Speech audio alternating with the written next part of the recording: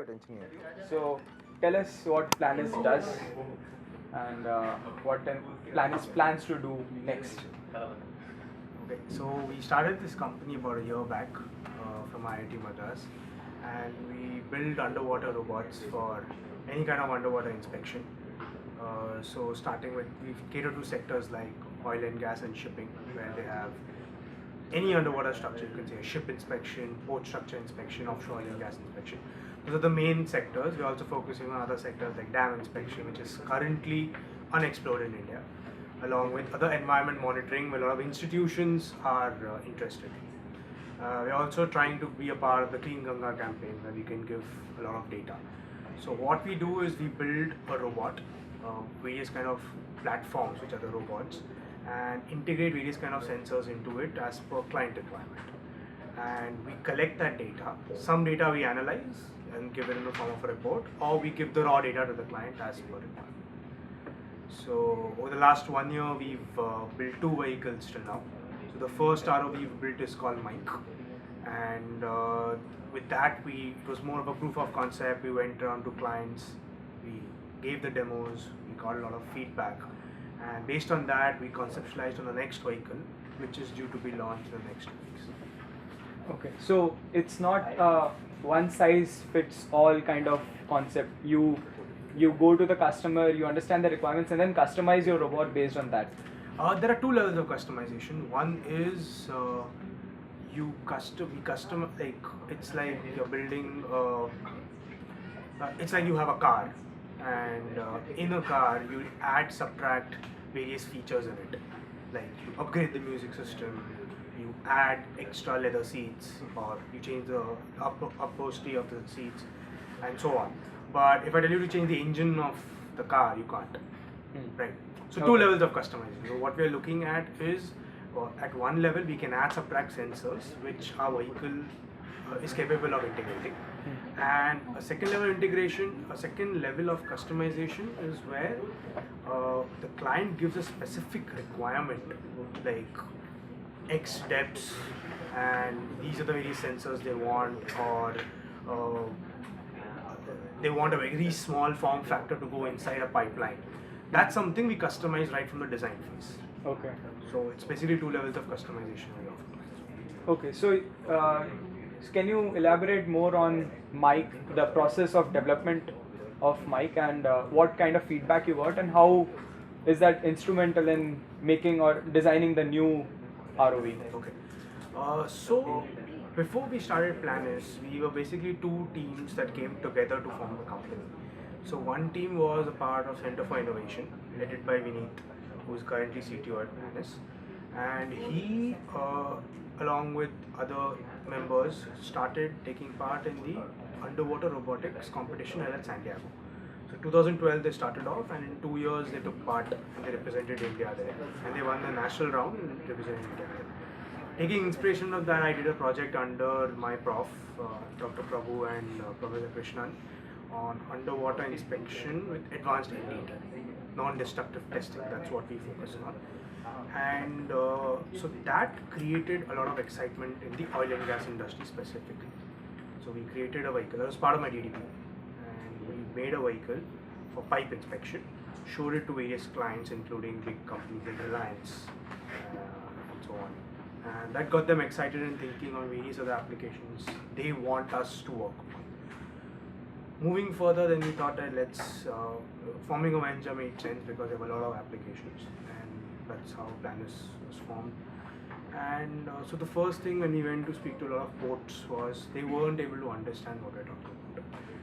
So we built Mike, a very shoestring budget. We used a lot of components from our earlier vehicles, and we built with a 4-member team.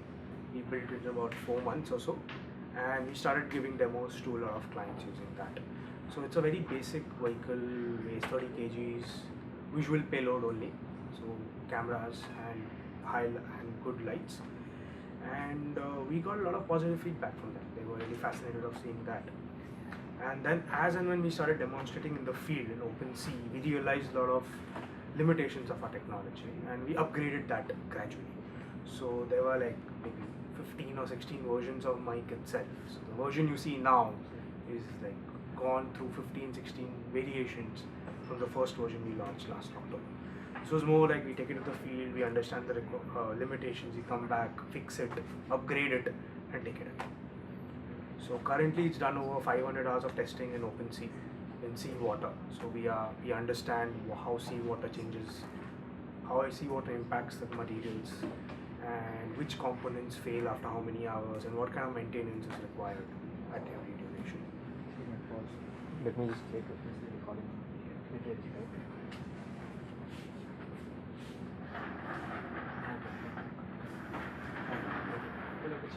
Chair. Yeah. So, how do you make sure that you're always one step ahead of if there are any competitors, or how do you maintain a barrier to entry for other startups in such a high tech field? Okay, just to complete the earlier question.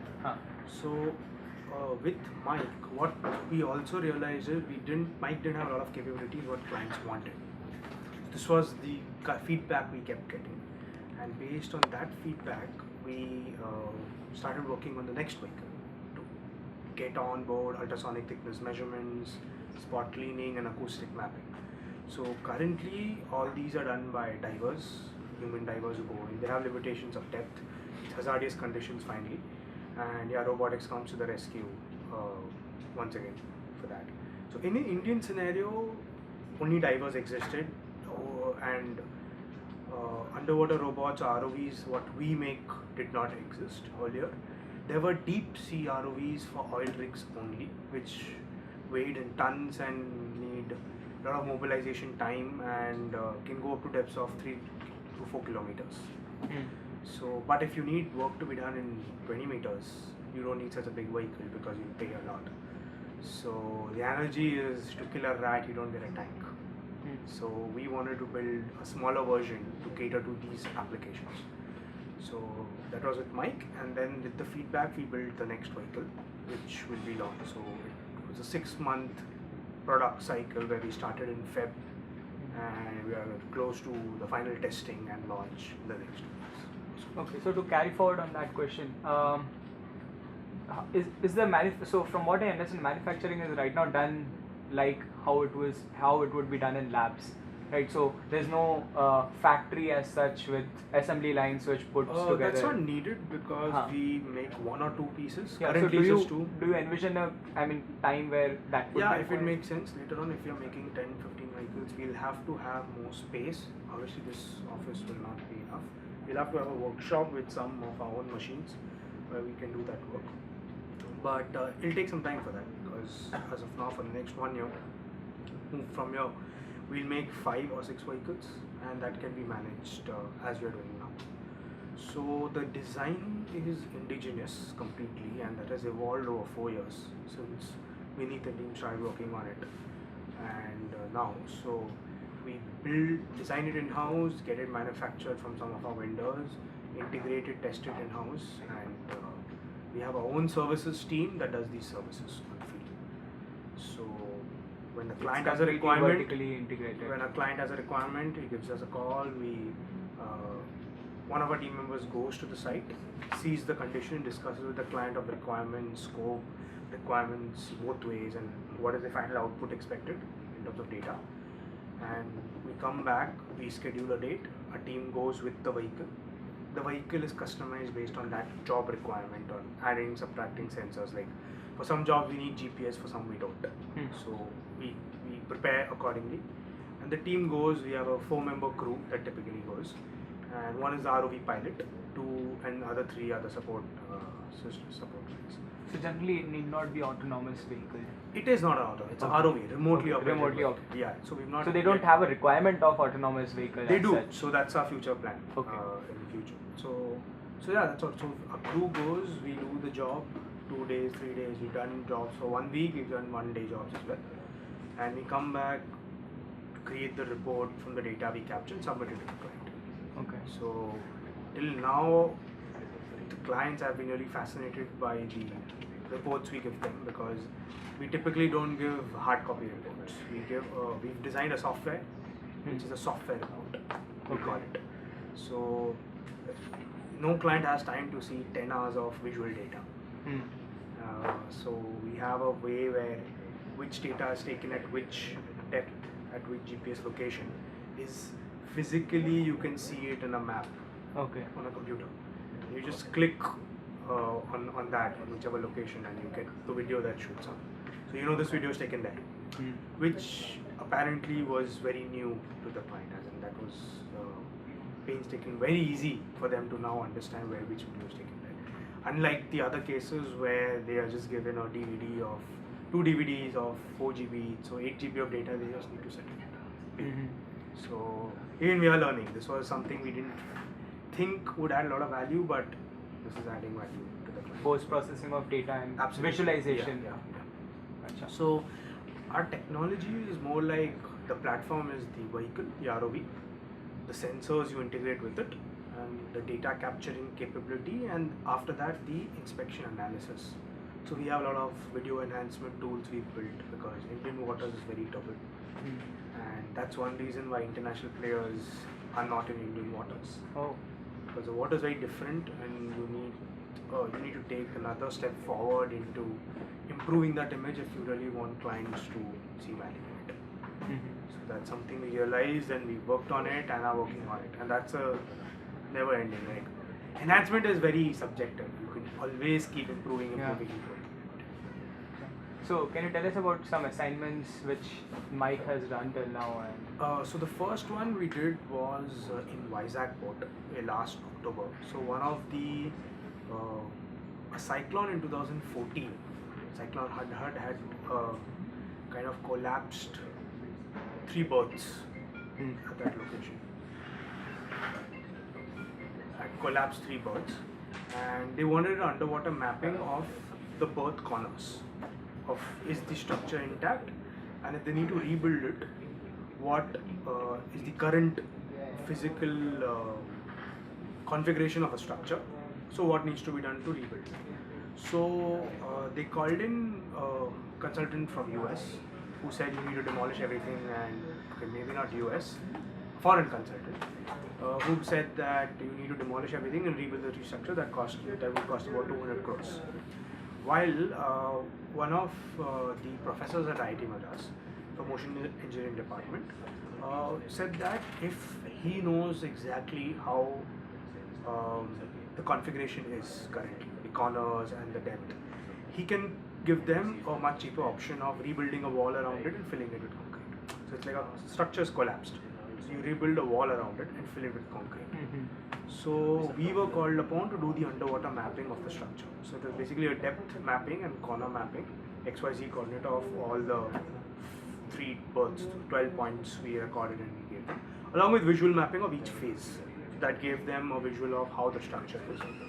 And that has actually been executed now. So we just learned that they've taken what Professor here recommended, and that was a very successful use case for us.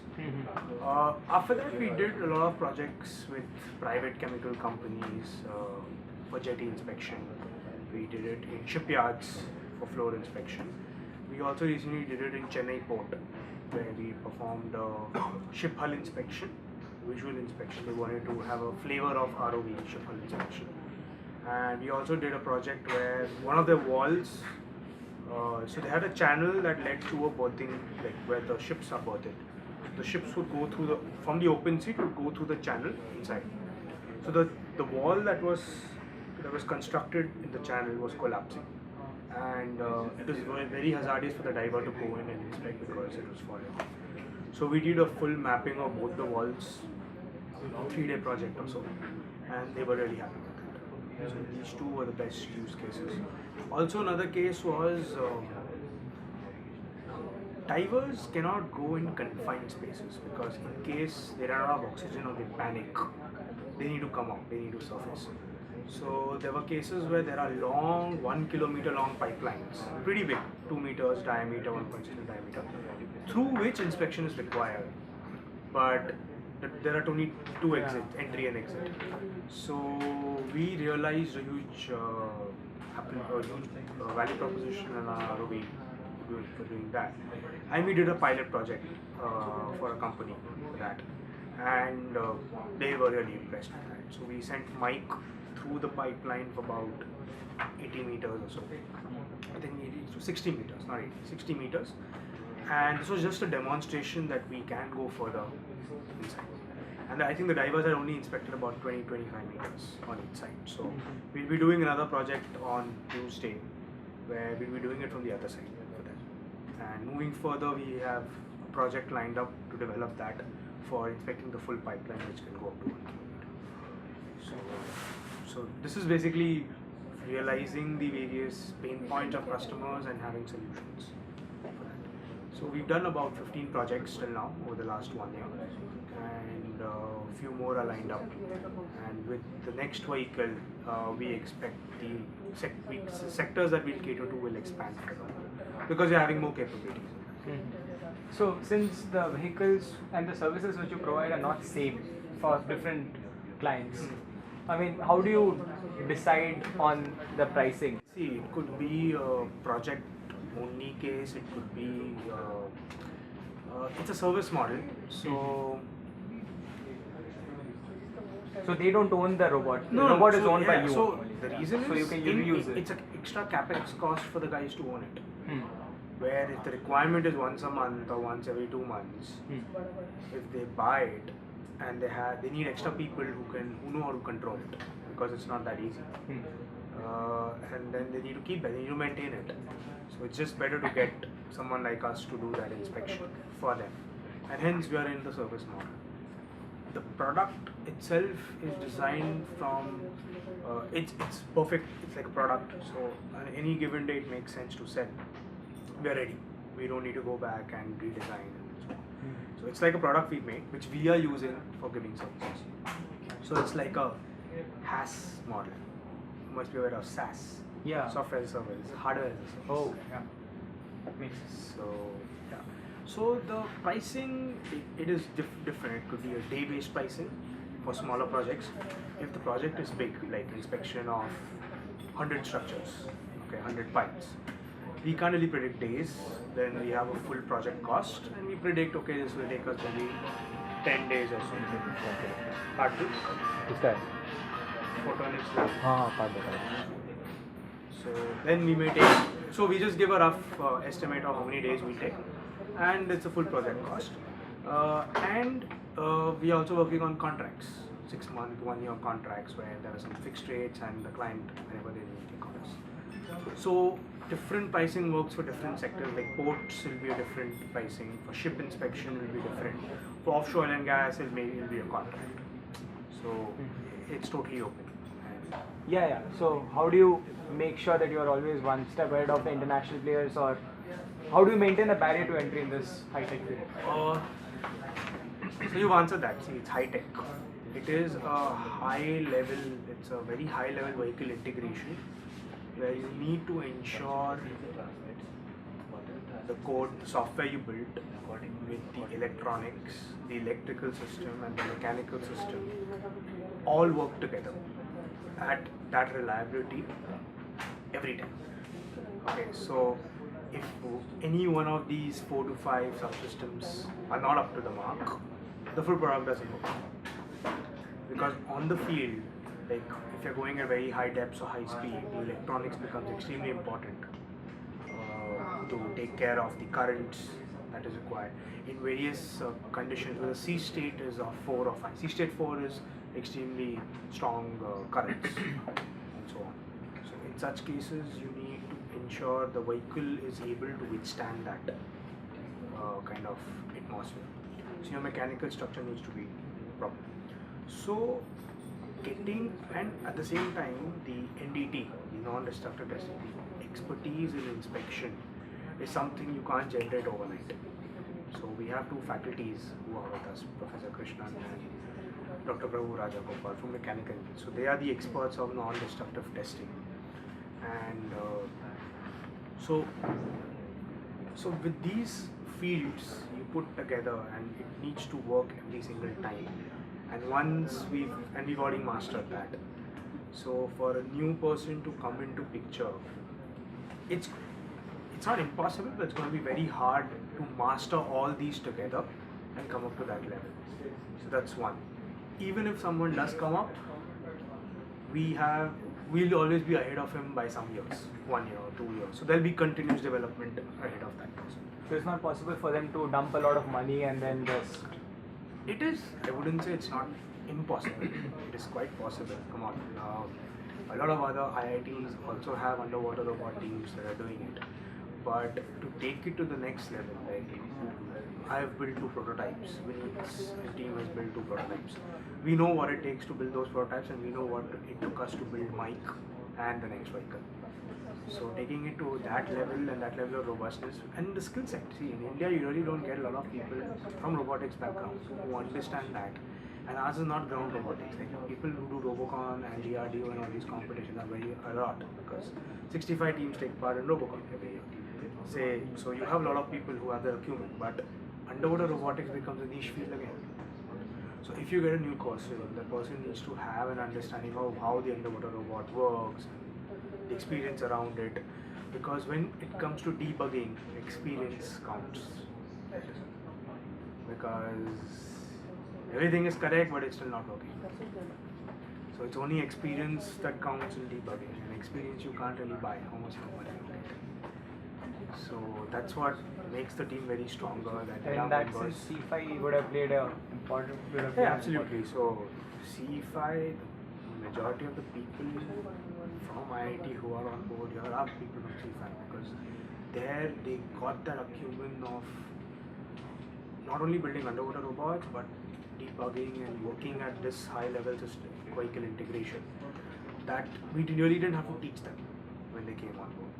So that was a really good, big boon to us having C5 just next door and having people. So, but still, even if so we have also the NDT aspect. So let's say the underwater robot and so on is still solvable. The NDT aspect needs a lot of research into it because that is a full-on R&D center. So having that backing from the faculty and the lab around really takes us to another level. Okay. So I imagine your team must be divided into like parts. Like one is an R&D team which is looking into NDT. One is the crew which goes and meets the company. One would be the business development team. So what is the team structure like, and how are you planning on expanding? So we have 3 broad teams. We have the product team, the PD product development team. That currently is 1 team, but moving further we'll have 2 teams. That is the engineering team and the R&D team. So currently, since we have a small team and we are all focused on one project, it's 1 team. But in the next 6 months, we'll divide that into 2 teams. So 1 team will look at future R&D and build and do new things and bring it to a certain stage, hand it over to the engineering team that will further do the testing, redesign, and build a product out of it. So that are the 2 broad teams. Now each of these would have their software, electronics, electrical, mechanical, hardware design, control system, NDT, and so on. So there's no like clear demarcation, but broadly these are the systems and teams will be working on both. Second is the crew, the services team, the most important team for us because however good the project is, however good the product is, you get the sale. If we cannot execute it, doesn't make sense. So that is also very important. So we've got 2 professionals who have already worked in ROV companies abroad, who are on board on the team. Young guys, very energetic, and they take care of, they're the ROV pilots, professional ROV pilots, and they really help us in setting our standards and our framework to take on projects. So currently Vineet as such is the most experienced pilot because he's built Mike and he's piloted that. And the other 2 guys who came in were piloting for bigger vehicles. So they're still picking up on the smaller vehicles because this vehicle design is not something we've taken off the shelf. We have created it by ourselves, knowing that the output is what we expect. So the template, if not followed a template or standard vehicle designs followed globally. So it's not very easy to control the vehicles.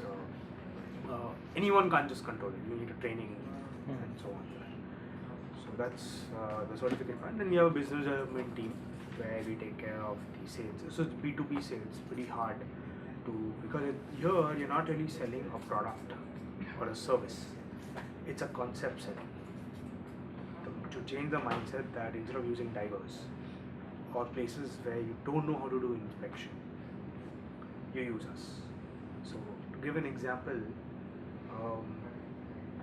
if there is radiation leak in a tank of water in any, say, a nuclear power plant, so the first thought would be to, how do you contaminate? How do you take precautions so that it doesn't get wet? You have to store it. There's no way to remove the radiation. You just have to store it, like decayed, whatever. Now, what if there is a damage in the structure inside the tank? How do you know that? You can't send a diver inside because it's radiation. So in such cases, today, currently, no one knew what to do. In such cases, at least in India and some parts of the world. Like say, your US and Europe is pretty well established in underwater robotics. They may have some vehicles to cater to that, but getting it in India and using it and having a team do it will not be something that the client would take care of. So there are these applications where currently solution does not exist. The client may not even think that he may have a requirement, but only when you go and tell them that this is what we do, then you give feedback that okay, this is our requirement, can you do it? So few of these applications we've realized that these are new to us and we can do it, which we never thought of earlier, and few still we can't solve. So that's on to the R&D team to take it up next, so that we build vehicles that can solve the applications. We've got a lot of interest from Singapore specifically, and we will be exploring opportunities where we can expand in that direction for the next 1 year or so. That's a logistic hub, and a lot of ships cross through that, and a lot of inspection requirements are there. So I've done a few trips there, and the feedback has been really positive. So that's so looking at various expansions in geographies as well in the next 1 or 2 years or so. So can't really say one milestone or one breakthrough, but yeah, pretty good. Okay. So it's really challenging to work with the government bodies, the tender system, and because you're a startup and you want to ensure that your projects convert as quickly as possible to get returns. Okay, so Hyperverge shifted from B2B game to a B2C game because they didn't want to handle this bureaucracy, the tenders process and all, which you mentioned just now. So, how do you see, how do you try to overcome that challenge, or has it not been that big a problem for you till now? See, we are looking at changing the way. So, see, our vision is mostly next gen underwater robots with high level of inspection capabilities. So anywhere we go, so that's the vision we're looking at. Building something where no one's built in the world, attempting to build something of that sort, or you never know, building AUEs for the Indian military, because currently India has a 7,500 kilometers of coastline, which is unguarded. It's guarded by people currently, and we've seen a lot of terrorist attacks and so on. So one of our long-term goal is to build AUEs that will help Indian military in reconnaissance and security and so on. So that's what our goal is. B2C as such, we're not focusing on. And for underwater inspection and robotics, there is a small hobby market which is there, but not a lot. And typically in other countries, the hobby market is more like you go fishing, you take a small vehicle, you find fishes and then you fish, or it's for exploration purposes. In India currently, that may not really be something that may be required as of now. But moving further, we've stripping the vehicle down to develop a consumer product. will be a slight challenge. So that's something which we'll have to see whether we want to go into later. But as of now, B2B is the way to go, and giving customized solutions to as many clients as we can, as many sectors we can, is what we're focusing on. Like something like dam inspection. So even though ship inspection, ports and oil and gas have alternatives and diver and so on, dam inspection in India is uncharted currently. So you have divers who can go up to 30 meters depth, and there are dams that are 100 meters, 150 meters of depth. They don't know what to do about it. They don't know how to do inspection because anything that works in sea cannot be brought to the dam because dams are in remote areas of India. That's one.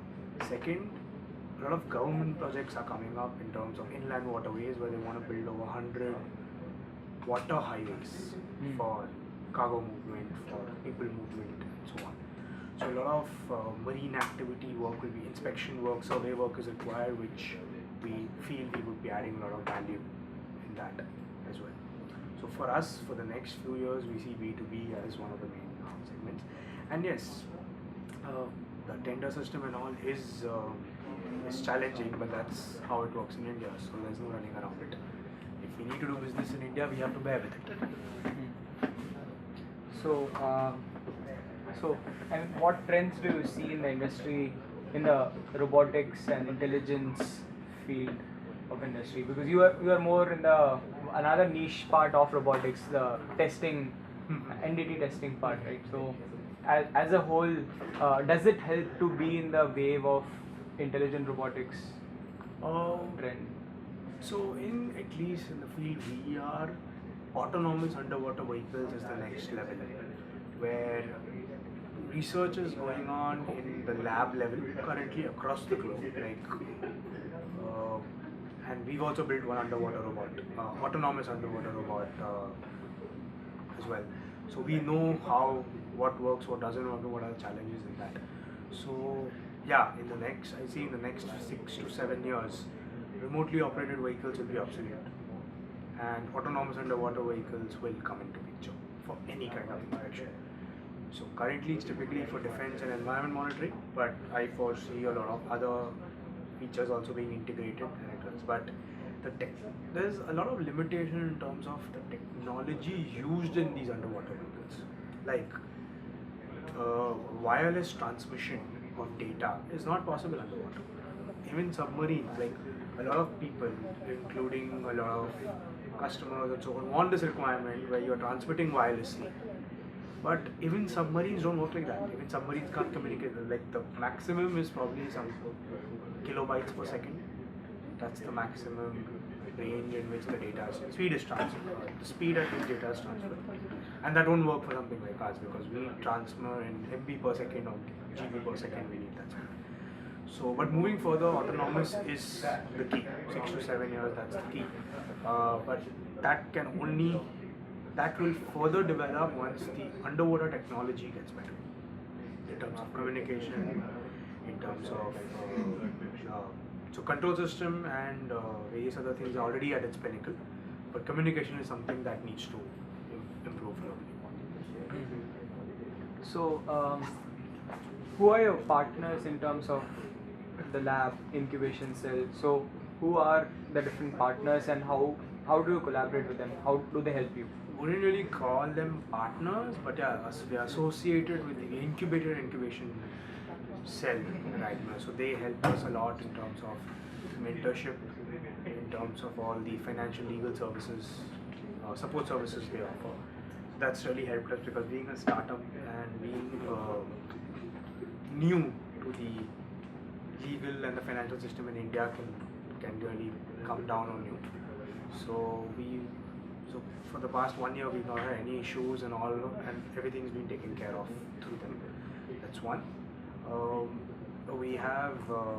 We work very closely with Center for Non-Destructive Evaluation, which is one lab at MDS, where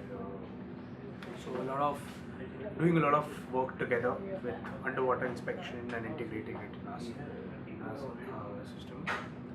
Then more or less a lot of alumni of IIT Madras are helping us. So the alumni network. So B2B is more like connections, decision maker in X company we need to track down. So go the alumni route, figure out who knows whom, and get the meeting. That's how it has to work. Otherwise, no one's going to like it's concept selling, right? So really, people may not be interested in meeting you. So once you get the right meeting, that's a game changer. So we've got the right meeting in a lot of big companies like L&T and Reliance and so on. So even if we get feedback and they know we exist, that's good enough for us. Even if we don't get a project with them. So alumni network has really helped us in terms of mentorship, in terms of strategy, in terms of helping us learn the B2B business, how the pricing works, and what we need to take care of. So that's more of it. The most important is the team that we've put together, and that's all thanks to IIT Madras Center for Innovation specifically. That helped us. That a lot of people have left jobs who had worked in consultancy companies, had worked in FMCGs, automotive companies for 2-3 years, and they really left their job and joined us onto our venture moving forward. So that passion for robotics probably pulled everyone in. So thankful to C5, and yeah, there'll be a time to give back as well. So C5 would like to hear that. So, but what we've learned is a lot of people who work with us really liked the overall experience of working with the team and being part of the product development and so on. So we've taken a lot of interns from ED, 6-month interns, and few of them have continued after that as well. Okay. So, what advice would you like to give to the incumbent startups in say Myanmar or C5? I mean, many of them are not in the manufacturing space, yes, not in the R&D. I'm too young to give that level of advice, but anyways, I would just say Probably that will make it more relevant. So,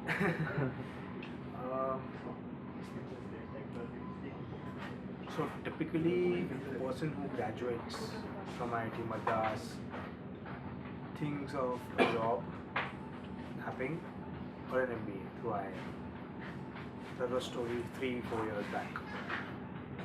Recently they started thinking of starting up. I've seen a lot of people who started up in their 4th, 5th year recently over the last 2 years and have continued beyond that.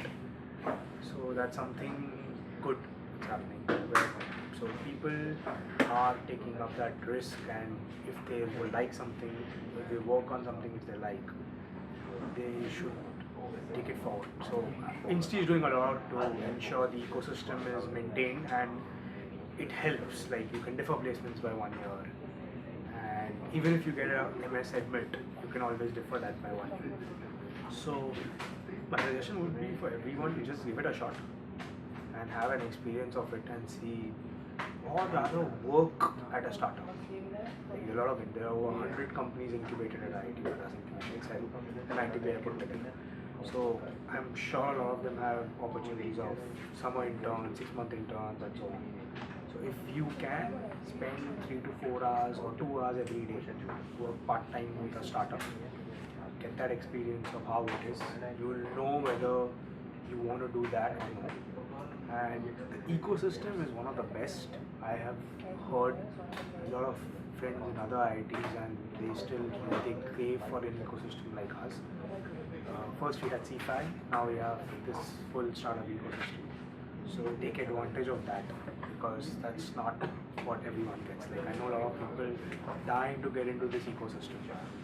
So when we have something like this, we should take advantage of that.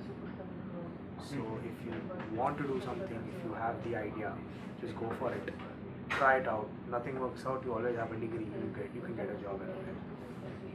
It's good to be recognized, it's good to be in like if there's a IIT Madras award, if you win that or if you're into that, a lot of alumni know about you. That's useful in case someone can connect you to someone can help you. That's helpful. Like recently ET awards happened, 4 of the incubated companies like that. That's good because a lot of VCs, a lot of jury members know about you now. That creates a jazz around it. But at the crux of it, it's all promises, and you need to focus on your business and not get carried away. So there are a ton of award competitions that happen in startups. So we've allotted one person internally who takes care of that, and no one else is disturbed for content generation and all, because we don't want to waste bandwidth in that. If we get it, we get it. If we don't get it, we don't get it. It's not a big deal. Because awards is not something you're here for. You're here for building the venture, building the business, and creating value for what you're doing. So yes, it is pretty exciting when you win something. It's good for the team. It keeps the team together. It motivates the team that it's being recognized by someone. At the same time, you still need to keep your feet on the ground and work towards your goal. So yeah, And it's good to create a news so people know what you're doing. But at the same time, it should be controlled. You shouldn't just focus on these competitions and all. So it's not like a medal or something, but it's very important. It's a tech company. You need to be like this. You need to showcase what you're doing so that it can lead to more collaboration work. Like recently, we did publish a couple of papers in NDT conferences, because in NDT the underwater robotics space is slightly new for them. It is in India. So few came to us and mentioned a few applications they were looking for. So we never would have got to know about them if we never published papers. So apart from the what do you say, what's the word for it? Apart from people knowing what you're doing and spreading the word, so spreading the word is important, and through publications, through this, the correct people who are connected to that field can know about it. so you're looking at patents in India, US? Yeah, absolutely. No, India for now. We'll Okay. see. So we've already filed about 10 to 15 patents, in process of filing rather. And yeah, we'll see which all countries we need to file it in.